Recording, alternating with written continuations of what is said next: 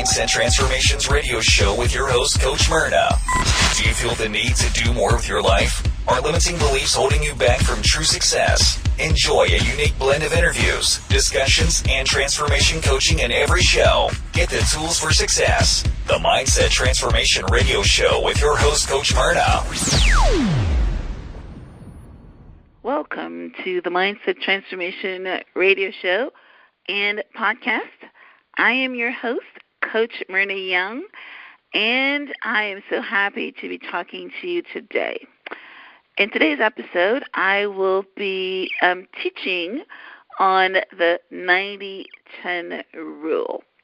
So it's just going to be me and you today and no interviews, because I want, as my intention for 2018 is that I help you, my listeners, increase their wealth consciousness and start on their journey towards financial freedom.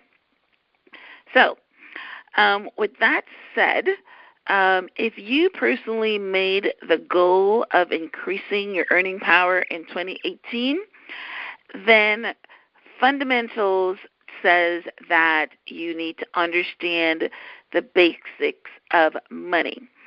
And understanding the basics or the fundamentals of anything allows you to master it much easier.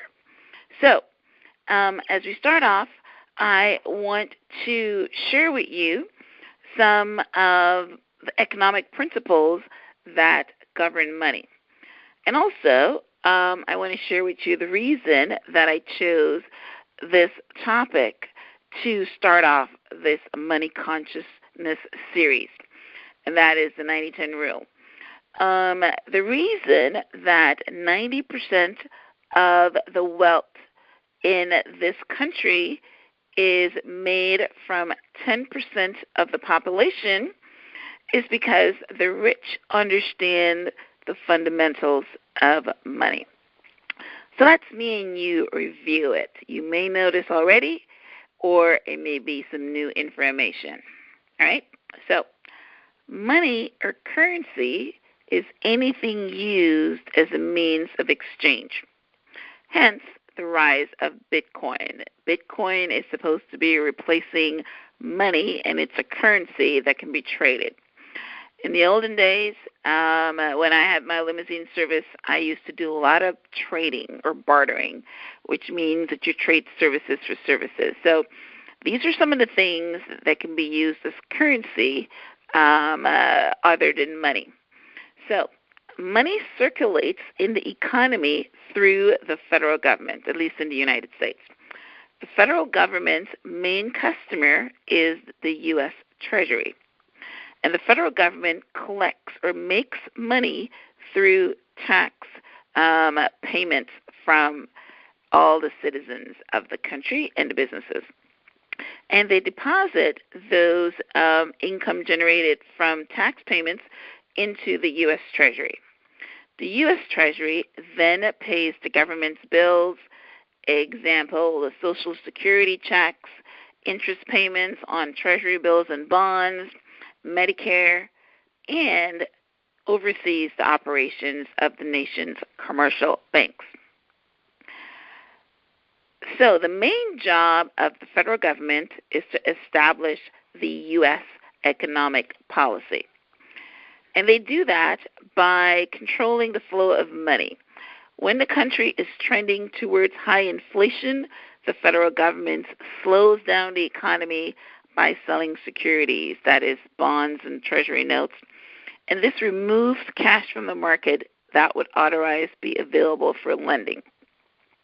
In this way, the federal government slows borrowing, forcing interest rates up, and cools the overheating economy.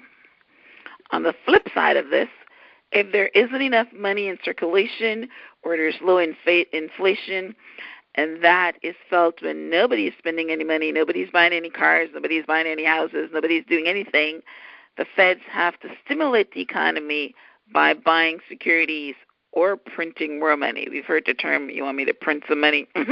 Well, the federal government does it all the time. And when they do that, they put more money into the economy and everybody is happy because the banks are lending, people are buying cars, people are buying houses, because the economy needs to be stimulated. Yeah, nobody wants to be in the Great Depression when nobody has any money to buy anything. So that is not the ultimate goal. Another tool the federal government has at its disposal is interest rates. When the federal government increases the discount rates to the banks borrow less and thus have less cash to lend to their customers. The government borrows by selling securities. The more the government borrows, the higher the interest rates, which, we talk about the deficit and all those things and how it affects the economy. So let's digress a little bit and just understand what exactly is inflation. Inflation occurs whenever prices rise because of increased cost associated with production, but production itself stays the same, right? And sometimes inflation can help create wealth, especially when investments increase in value faster than the inflation rate, as can happen in real estate, my favorite subject. And one of the reasons for the real estate bust, as you can remember or not, of 2008 was because interest rates were rising and everybody wanted to buy homes before the interest rates go any higher, driving up the demand, driving up the prices.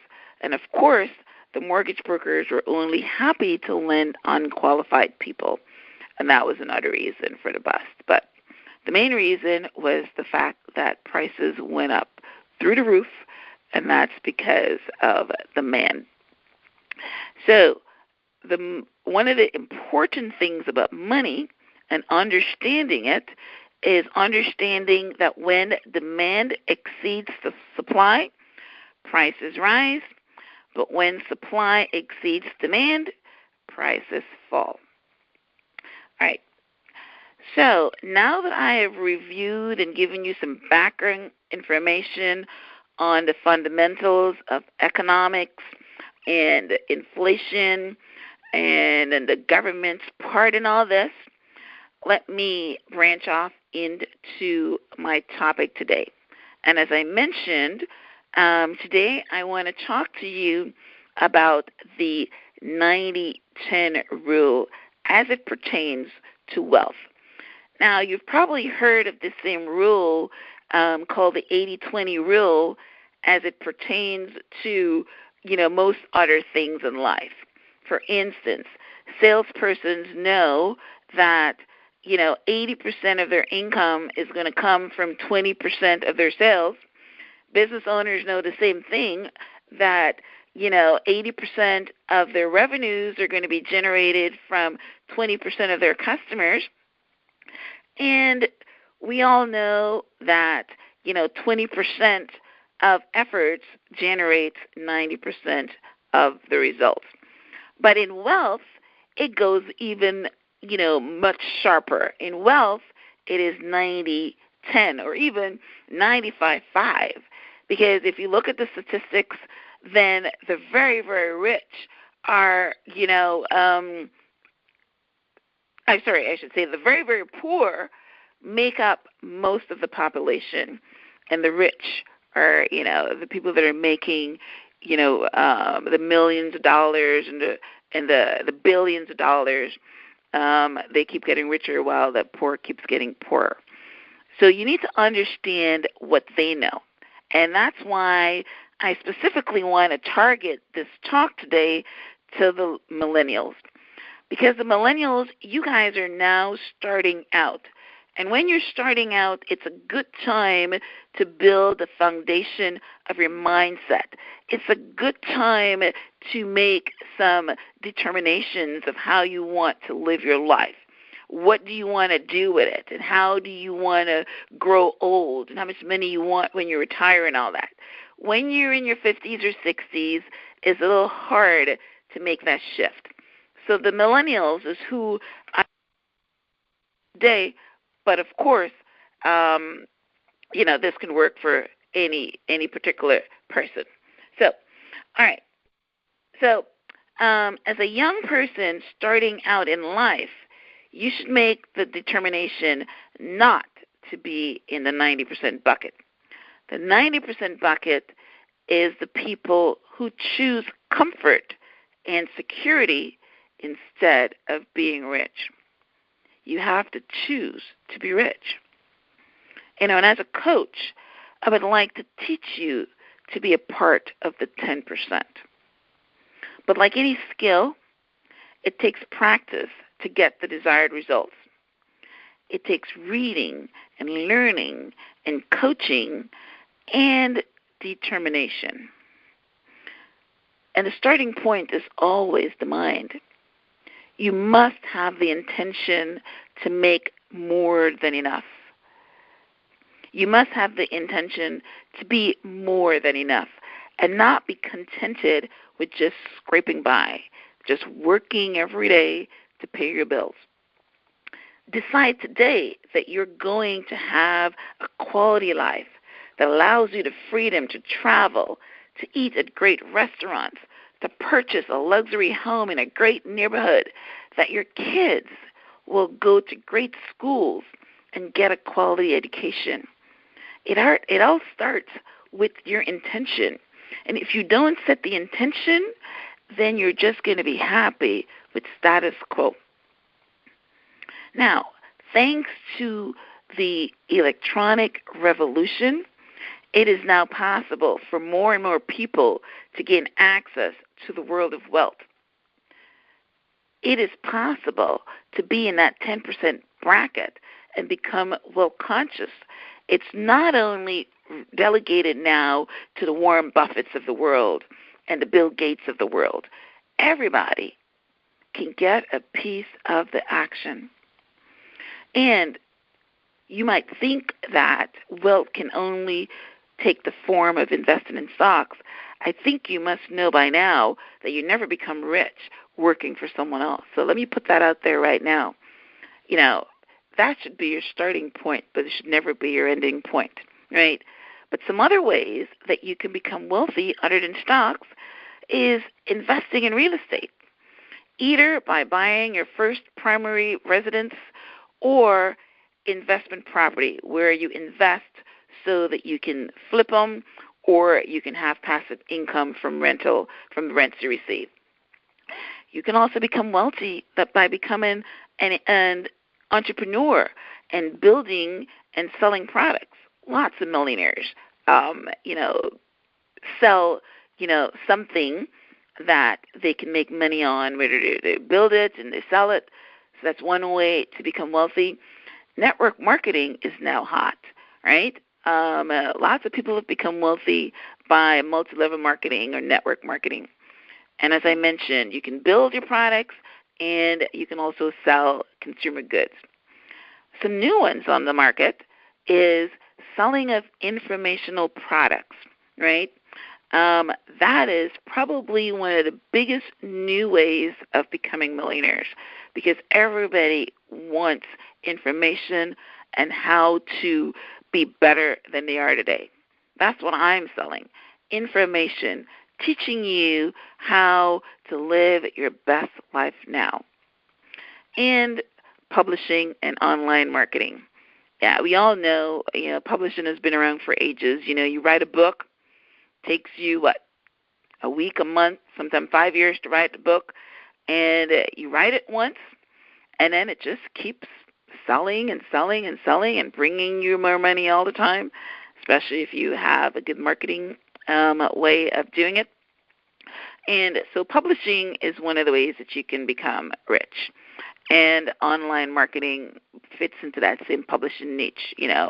YouTube is now a way for people to become millionaires. Online marketing. All right. So those are some of the ways and some of the forms that wealth can take. But what I want to leave with you today, one of the most important things I want to leave with you today, is that everything evolves, right? And we have now shifted from the industrial age to the information age.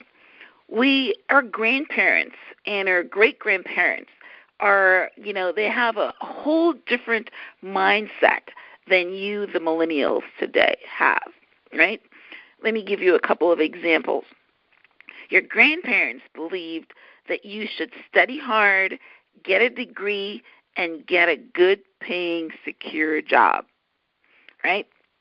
In the information age, statistics show that most jobs will become obsolete in 10 years. So in addition to studying hard and getting a degree, you must also become financially literate, which is what I'm trying to teach you. You must learn how to make money from passive income streams. You must learn how to make money other than going to work and getting a paycheck, because that's not going to cut it, right? Now, there's different kinds of vocations as well, right? There's a quote here that says that unless a man enters upon the vocation intended for him by nature and best suited to his particular genius, he cannot succeed. So it's very important to choose the right vocation. I'm going to talk about that a little later in the segment, right? Another difference in the industrial age to the information age that's different from your grandparents is that your grandparents were told by their parents to save money in the bank for their retirement or for a rainy day. And we now know if you put money in the bank, we get a whopping 1%. Nothing is going to go anything with that. So you have to learn to invest it. In the information age, you save for your retirement by investing in product other than in a bank, like the products I just mentioned earlier, and learning how to invest in the stock market, right? So to wrap that part up, I want to leave you in another quote. It says, "The foundations for success does not change with times. Like the Word of God, it is the same yesterday, today, and forever." So I'm going to take a quick station break now so that you can hear a word from our sponsors, and then I'm going to be right back in the second half to talk to you about some of the foundations for success that transcends both the industrial age and the information age, because these concepts are the same yesterday, they are the same today, and they will be the same forever. So stay tuned. We'll be right back. I traveled the world for almost 4 decades, and I met some extraordinary people along the way, one of which was a young man in the Republic of South Africa. Now, this young man grew up under the apartheid regime. The general consensus at that time was that people of his persuasion had a smaller brain capacity than that of the European. That they were untrainable and could only undertake simple work which demanded only a low skill level. He grew up listening to these words and formed a belief system based on his thoughts. Untrainable. You see, if you tell a man that he's incapable for long enough, he will start to believe you. Tell a man we're untrainable. When the truth is manipulated, a false sense of reality is then created. We're untrainable. Which in turn promotes a limited perspective on human potential and will keep people trapped in a state of perpetual mental servitude. We're untrainable. Tell a man we're untrainable. Trapped in a state of perpetual mental servitude. But there came a time in this young man's life when he started to dispute these ideas because he found something called self-belief. And against all the odds, he applied for a trade apprenticeship within the aviation industry. His family and friends thought he had gone absolutely crazy. Why? Because under normal circumstances, a position like that was reserved only for the people who were born with a complexion for connection.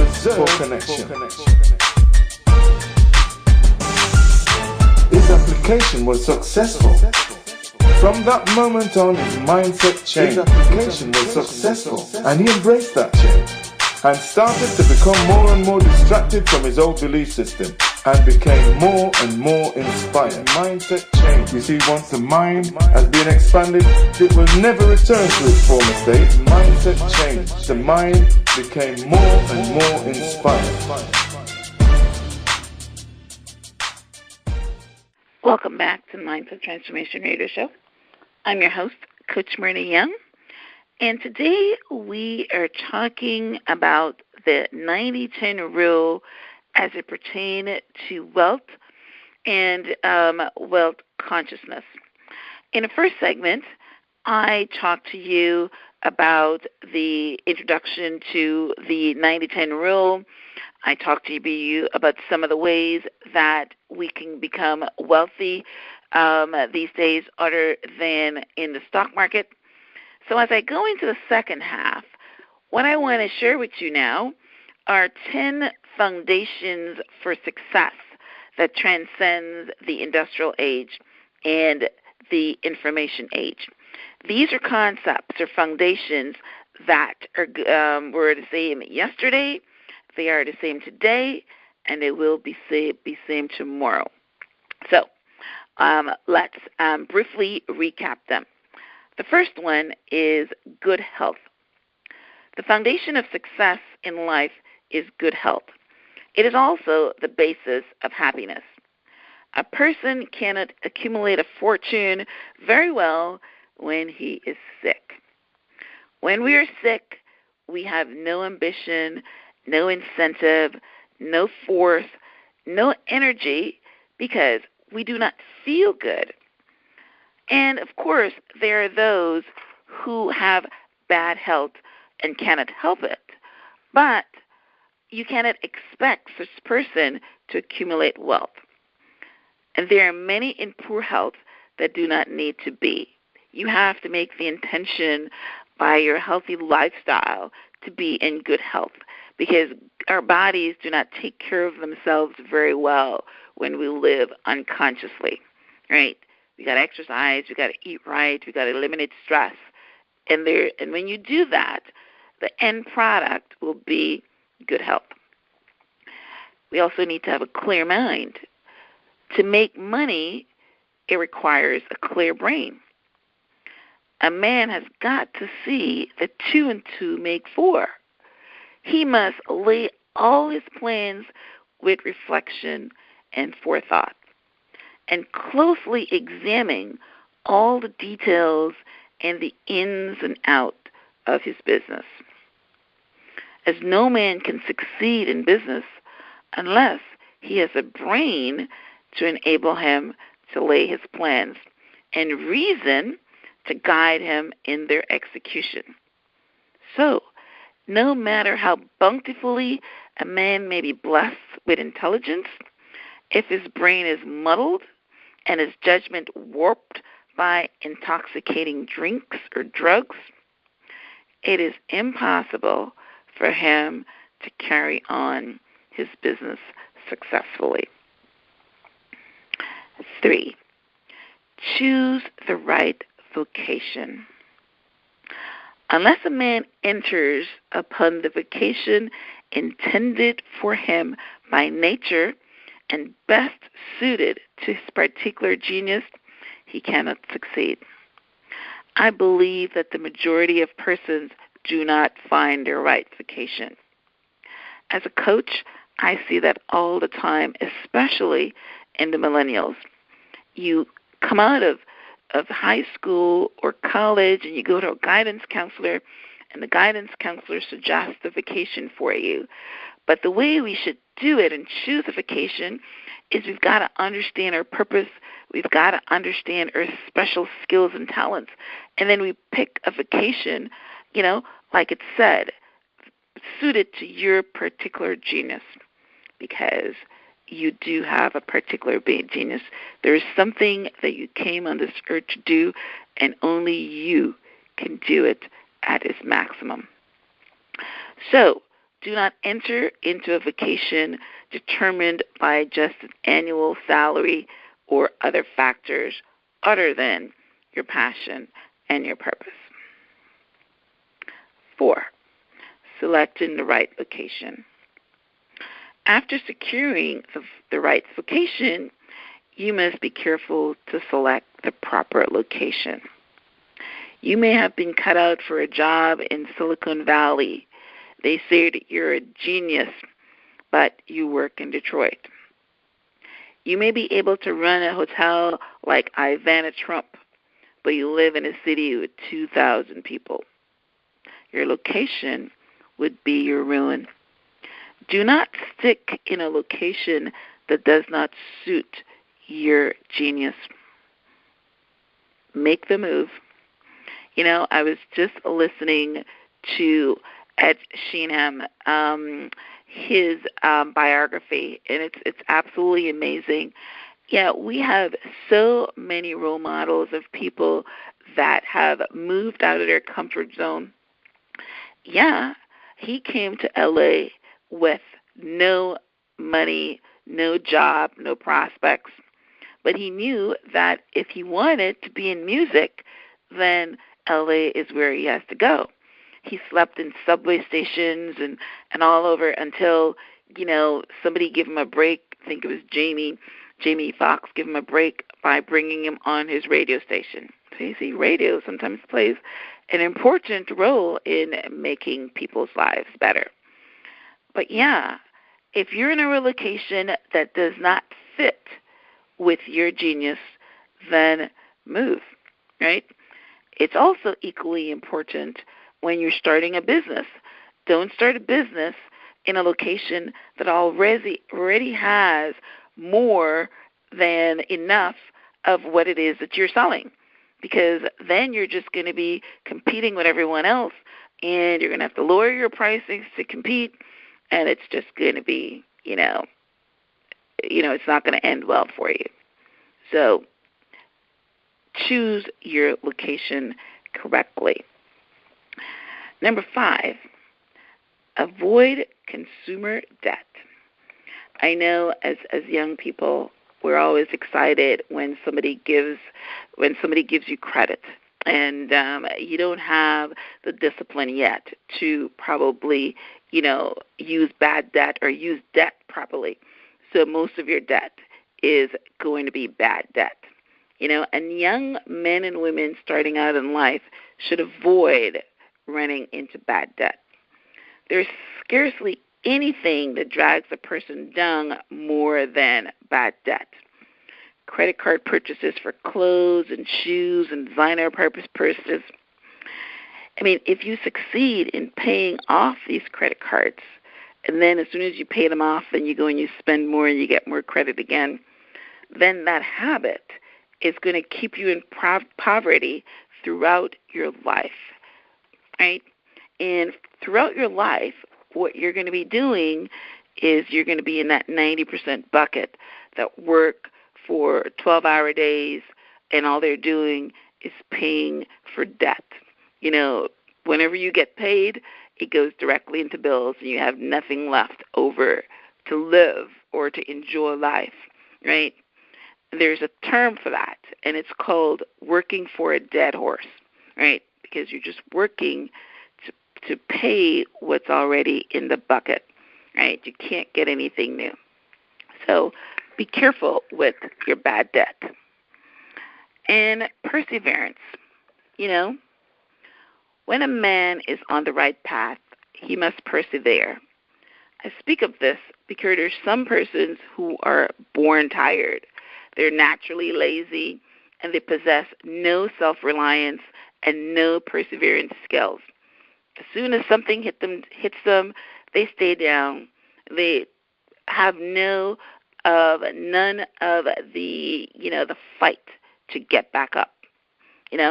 So when something knocks them down before they reach their goal, then they just lose faith in themselves because of the disappointment and the failure, and they give up on the golden prize, sometimes forever. And if you hesitate, some bolder hand will stretch out before you and get your prize. There's always somebody hungrier than you to take what you don't want. It's true. So Perseverance is but another word for self-reliance. And I've heard many, many stories of men who have met with major losses, disappointment, and rejection, and they have bridged them over by simple perseverance. Also, aided by the firm belief that they have favor with God and that providence would overcome evil with good. And I see this illustrated in all spheres of life. So, remember to persevere. You will always win if you don't quit. All right, we're moving on along. So, number 7, whatever you do, do it with all your might. Work at it, if necessary, early and late, in season and out of season, not leaving a stone unturned, and never deferring for a single hour that which can be done just as well now. My grandmother always used to say, never put off for tomorrow what you can do today. There's also an old proverb that's full of truth and meaning. Whatever is worth doing at all is worth doing well. Many acquires a fortune by doing his business in excellence, while his neighbor remains poor for life because he always does a half-assed job. So, ambition, energy, industry, perseverance are all indispensable prerequisites for success in any business and in any vocation. Number 8, get above waiting for someone to die. How many times have I heard somebody say, I will tell you, I have an old, wealthy aunt, and she's going to die pretty soon, and when she does, I'm going to expect to get some of her inheritance, or if she doesn't give me anything, then I expect some rich old man will lend me a few $1,000s, or a rich old woman, depending on your gender, will lend me a few $1,000s to give me a start. And if I can get the money to start, then I will do well. Not so. There is no greater mistake when a young man believes he will only succeed with borrowed money or handouts. Money is good for nothing unless you know the value of it by experience. Give a boy $20,000 to start a business, and chances are he will lose every single dollar of it before he's just a year older. So it's like buying a lottery ticket or, and drawing a prize. It is easy come, easy go. You do not know the value of money unless it costs effort.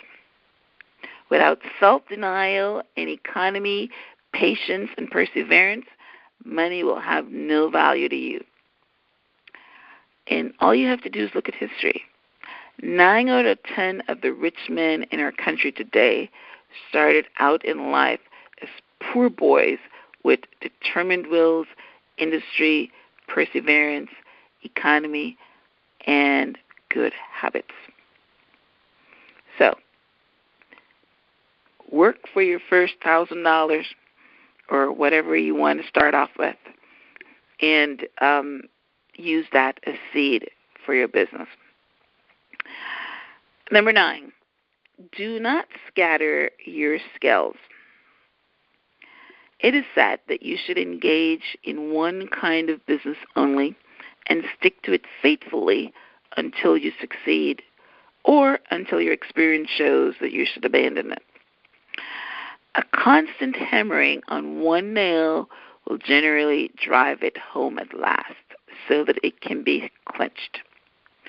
When a man's undivided attention is centered on one object, his mind will constantly be suggesting improvements of value, which would escape him if his brain was occupied by a dozen different subjects at once. Many a fortune has slipped through a man's fingers because he was engaged in too many occupations at one time. There is a good sense in the old caution against having too many fires at once, or too many cooks in the kitchen, as my grandmother would say. All right, we're plowing through this. And finally, number 10, be systematic. Men should be systematic in their business. That is, create a system that's duplicatable so that when you are not there, someone else can take over and do the same thing and get the same results. By introducing a system into all your transactions, doing one thing at a time, for example, always meeting appointments with punctuality, you find leisure for pastime and recreation. Whereas a man who only does half of one thing, then turns to something else and he does half of that, will have his business at loose ends and will never know when his day's work is done, for it really never will be done, right? He was always going to have something half to do. Of course, there's a limit to all these rules. We must try to preserve a happy medium. For example, there is such a thing as being too systematic. There are men and women, for instance, who put things away so carefully that they can never find them again. And I've been one of those people sometimes. So, all right. So those were the 10 foundations for success that we just went through. I hope you found value and maybe found some aha things that you didn't know before. Some of them were obvious and some of them might be new to you. But we're going to take a break now and come back in a little bit to, with our final segment. So stay tuned. We are going to be right back.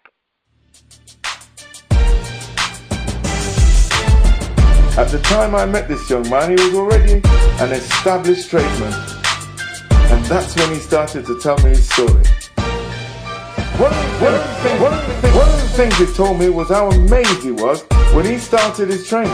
He realized that he was as capable as anyone in his group, and even better than some. His mindset changed. He completed his training and went on to become a leader in his field. He was eventually selected to take a position in the company as a planning engineer.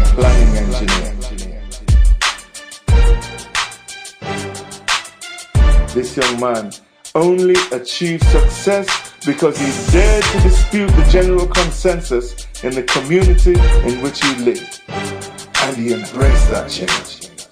There is something that this young man does not know until this very day. It is how he influenced me to make a change in my own life just by telling me his story. What is in your story? What changes are you prepared to embrace to ensure your success? Embrace that change. You see, once the mind has been expanded, it will never return to its former state. What is in your story? What changes are you prepared to embrace to ensure your success? Embrace that change. Embrace that change. Embrace that change. Embrace that change.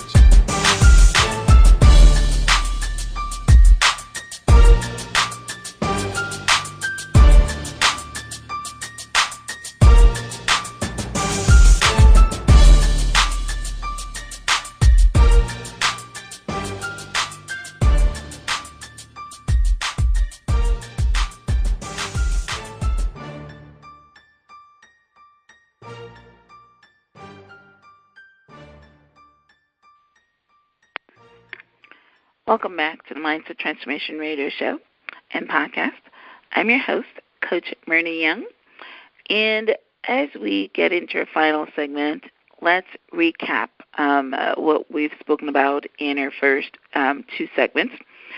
In today's episode, we are talking about the fundamentals of money, specifically the 90-10 rule in wealth creation. Because if you want to be in that 10% bucket, which are the 10% people that make, 90% of the wealth, then we have to understand money, and we have to understand economics, and we have to understand some fundamentals of success. So in the last segment, we discussed 10 characteristics for success. Let me just recap them here for you again. Good health, a clear mind, choosing the right vocation, choosing the right location, avoiding bad debt, perseverance, working in excellence, not waiting for someone to die so that you can get their money, sticking to one business adventure at a time, and number 10, being systematic. So as we close, I want to let you know that as a life and success coach, I would like to offer my services to help you in your accumulation of your wealth goals in 2018. I can help you with 3 of the wealth indicators mentioned earlier. Number 1, I can help you with if you want to invest in real estate. Number 2, I can help you if you want to put together an informational product to sell on something that you're skilled at. I can help you if you want to write your book, that if you've got a story that's worth telling and you just need help, putting your thoughts together on paper and, formatting your chapters. And I can help you with online marketing, either that book or anything else informationally that you want to market. As a realtor investor, I can help you find your first home or help you build wealth by finding discount properties to invest for your real estate investment business. Be it rehab properties that you want to purchase and make some quick money by flipping it, or generating passive income with what we called buy and hold properties, which is properties that you buy and then you just rent them out for a positive cash flow, and that gives you passive income. And when you do that, you're betting on 2 things. You're betting that you're going to make passive income from your rent, and you're also betting that when you do sell the property, you would also make a profit on it. So if real estate investment is one of the ways that you want to generate wealth, I would love to help. Contact me on the web for a list of my off-market properties as well as the properties that are listed on the MLS. And you can contact me on my website at www.myrnayounghelps.com. That is MYRNAYOUNGHELPS.com. Now, as a life coach, I can also help you to design your informational products around your specialty or niche market. Think Tony Robbins. Tony Robbins has made millions off his personal power informational products. Robert Kiyosaki has made millions off of his Choose to be Rich informational products.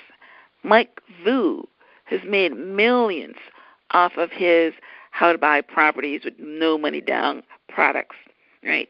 There's millions to be made if you find a niche market that has, that people want to buy, and you've got some valuable information to share. Also, as an author of 3 books, a podcaster, a blogger, a YouTuber, I can also help you write that book that God placed inside of you, help you market it on Amazon, social media, YouTube, and get your interviews also to promote. All right, so that is the end of our show for today. I want to encourage you to tune in next week at the same time as we continue the series on becoming wealth conscious in 2018. If you have a topic that you would like me to speak on and you have some requests, then please leave a comment on my blog, which can be found at blog.myhelps.us. Also, please remember to subscribe to the iTunes podcast and leave a review.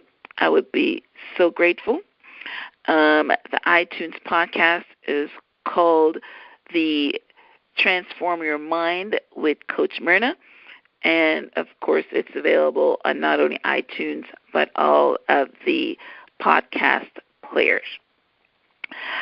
So, I would like to thank you for tuning in to the Mindset Radio Show and the Transform Your Mind podcast with Coach Myrna.